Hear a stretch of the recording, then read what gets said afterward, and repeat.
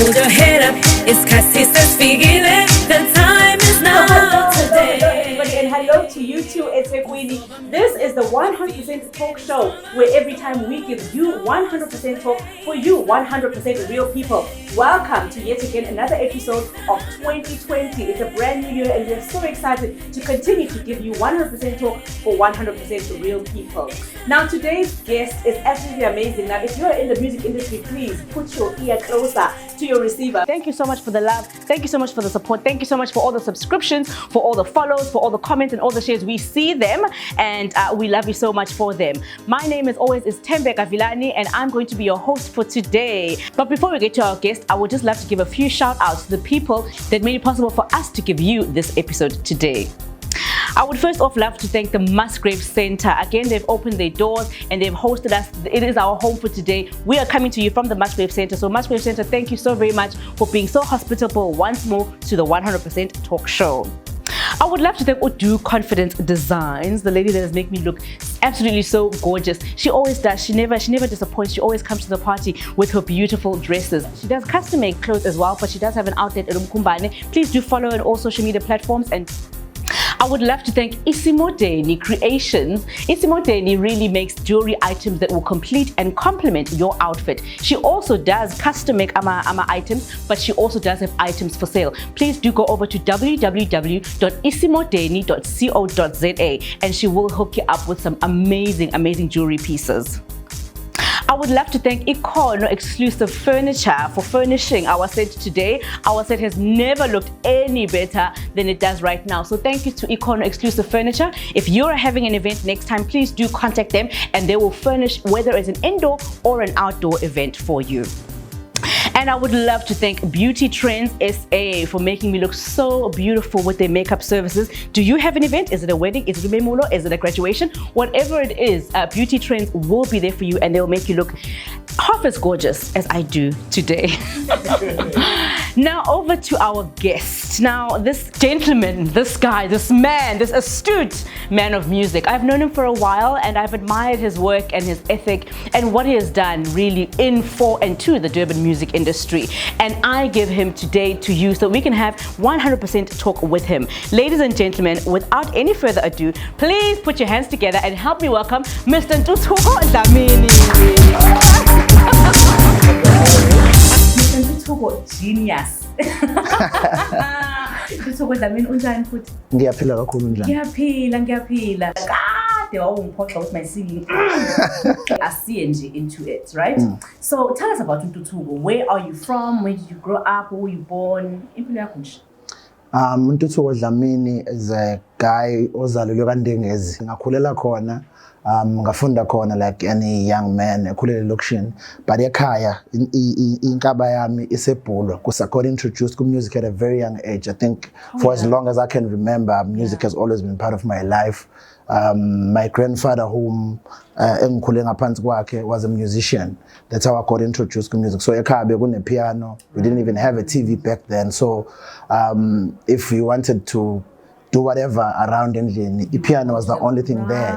So around my 16, then I started playing cricket, played for the KZN cricket team, ended up getting Puma because of music. So when I got to matric and then time came for me to choose a career, I got in a bursary with Deloitte and Touch to study accounting, which I had to turn down because of my love for music. To be honest, my mom, because my dad was not around at that time, you know how black families are. So my mom didn't really like, she didn't really like the music thing to a point that it took her very long to sort of accept the fact that I want to do this as a career, you know. But and so why did you decide to study music though? From the background that I come from, a Christian background, you know, more than what works for you, what brings, what adds value to you, you want to do something that would add value to people. When I got to varsity, then you realize that all the things you thought were right, now you are being told they are not that this is not the right way of doing this, you know. So it's the unlearning only to relearn stuff the right way, that was very difficult for me. Powerful. Fundamentally, music is the same. And why don't they offer Christian genre music studies in school? I would like to believe it's mainly because most of the old content that we have that is used as part of the material they use to teach, or the curriculum rather, comes from the jazz and the old popular music. It's one genre that they could capture and go that far back. But tell us your journey here now from varsity. Okay. Actually, I didn't even finish the course, hey? If you're a music student, part of the career is, or part of studying music is, you do a lot of practical stuff because it's a practical career, you know? Yeah. So I was so involved in the industry while I was studying, to a point that now you have to juggle the two. Around that time, I started working with Babu Mthunzi Namba. I started working with the late Sfiso Ncwane. It was a calling in a sense that I didn't really see myself at the forefront of the music industry, like as in being an artist. Okay. I always saw myself as somebody who works behind the scenes, doing production, doing music arranging. I've never pictured myself in front of cameras like this. Okay, You know? well, welcome. Which is around the same time, the second year, when I started building my own musical studio, a recording studio, which I've been doing ever since, you know. Maybe just explain to us what it takes to produce a musical, whatever, an album, a song, and what is it, and who are some of the people that you have produced for? Well, let me start by answering the last question. I've produced music for Babu Mthunzi Namba, the late Sfiso Ncwane. Recently did album for Andilega Majola. I've done production for Naima K. I've done production for Lloyd Cele. I've done albums where I've featured Kamtetwa. I've worked with a lot of people. But what it takes to do production, for me, I guess it's not as difficult as probably for other people, because I usually consider myself as a songwriter first, a producer second, thirdly, then a vocalist, you know. So, or rather, thirdly, a pianist, then a vocalist after. Okay, it's you know? right at the end, eh? It's like producing music for me comes naturally because I'm a songwriter. I've written songs for Jazz Celebration. There are there's two songs that are in their upcoming album that they've just recorded. One popular one is the song that was done by Babu Namba. I think it was around, it was just 13, I believe. Okay, yeah. It said, I sing just to worship you. You wrote that The song? blood is shed on the cross. Yeah, that's my song. It's one of my I enjoy working with people who still want to become musicians. I enjoy seeing the transformation. Yeah. But I just want you to just give us your perspective or your take on the general music industry in Durban. What do you think of the industry? I think the industry is growing. Okay. Firstly, I think it's growing. I think for it's courtesy there. Durban, a lot like we haven't been having a growth, mainly because most of our musicians, most of the great musicians that we've produced as the city, have been going up to Joburg. You have people that are sort of like the heads of the industry, who sort of have power to control how things are being run. You know? But now we are seeing a growth because you have many artists that are now becoming independent. Now we are getting an even broader approach to music. Now we are experiencing things that we never thought would exist within the industry. You have hip hop that is now being fused to the gospel industry. We've got people that are now doing collaborations with house DJs, doing Christian music, you know. Unlike before, like you couldn't just take your music to radio stations, you know. Now it's easier. Also with the help and the growth of technology. So how do you feel about this? I would say more specifically the new sound, because, you know, I've been hearing a lot of people like, people don't write music anymore. It's not proper songs, you know, stuff like that. But how do you feel about that? Jesus, that's a good question. Thank you. Yes.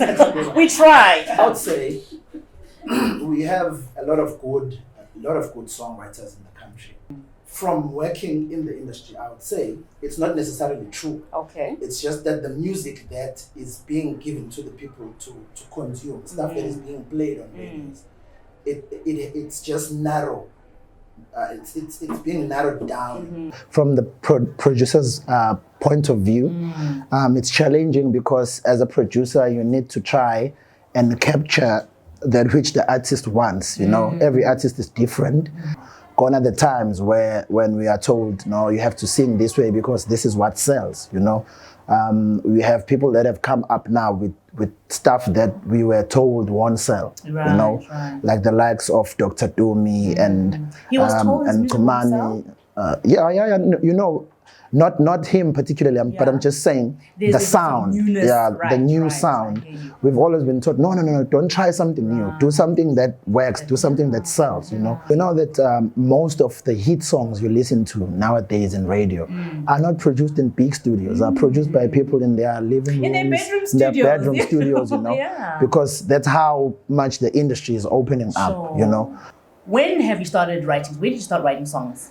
I think I was around 13 years. So you've got songs from when you were 13 until now. Yeah. Okay, so let's leave the number. It's fine. I want to put you on the spot a little bit and just get to pick your favorite and listen into the chorus of it. My favorite would have to be Have Your Way. It's a simple song. It says, in you I live, in you I move, in you I have all that I need. I find my peace, I find my joy. You are the air I need to breathe. Take over my life. Move freely in this place. Overwhelm me, overtake me. Have your way, have your way. Oh, wow. Okay. I know you have the flu, and I kind of ambushed you there. I joined a church called Doxa Family Church. They have a music wing which they call Doxa Praise. Right. I've been very. That's an amazing project. We're at Doxa Praise. What? 4 now? 5. 5. Yeah. Wow. Amazing. You go out and get Doxa Praise. Yes. So I've been actively involved in that. I must say it's one of the projects that I'm very happy about in my whole career. And then there's Soul Seed, another project that I love working in. We started working with them. They were working as backing vocalists, you know, for most of the projects that I've been doing for people. Eventually, we sat down with them and said, okay, you guys have been working behind the scenes for so long. What can we come up with that can just be something that is all about you, you know? We came up with Soul Seed. One of the songs, we featured Vux Metusela, you know? It was out of my comfort zone. So here we are in 2020. So what else can we expect from you? I'm working on a couple of things. I released an album titled Have Your Way. It's got 11 tracks. I had to cut out a lot of songs, like there were too many. What to look out for is I'm planning on taking the project out, like taking it on stage and recording it live, you know. So anyone special that you would like to thank that has walked this journey along with you? Firstly, I would like to thank God. And then I'd like to thank Ubaba Mthunzinamba. I think that's one person that has held my hand throughout the journey. And lastly, I would like to thank my wife for always understanding, you know. It's a difficult journey and half of the time you're not around. I know there are going to be a lot of young musicians that are going to be watching, so how can people get a hold of you? Yeah. So I'm on Facebook. I'm Ntuthuko Dlamini on Facebook. You can get hold of me on Instagram. It's Ntuthuko. It's NTU2 the number KO. Okay. And then on Instagram is at Ntuthuko NTU2KO _. Yep. Ntuthuko Dlamini, everybody, let's give a round of applause. Thank you so very much for being here today. It has been an absolute pleasure. And thank you to Etewini for joining us today. My name, as always, is Tembeka Vilani, and this is the 100% Talk Show, where we give you all the time 100% talk for 100% real people. Now, the conversation does continue on our social media platforms, so please do follow us. Here are the details here on the screen. We would love to hear from you. Thank you so far for all the subscriptions, all the followers, all the likes, all the comments. Do keep them coming. We love hearing from you. And until next time, I love you so much, but remember, God loves you more. Mwah.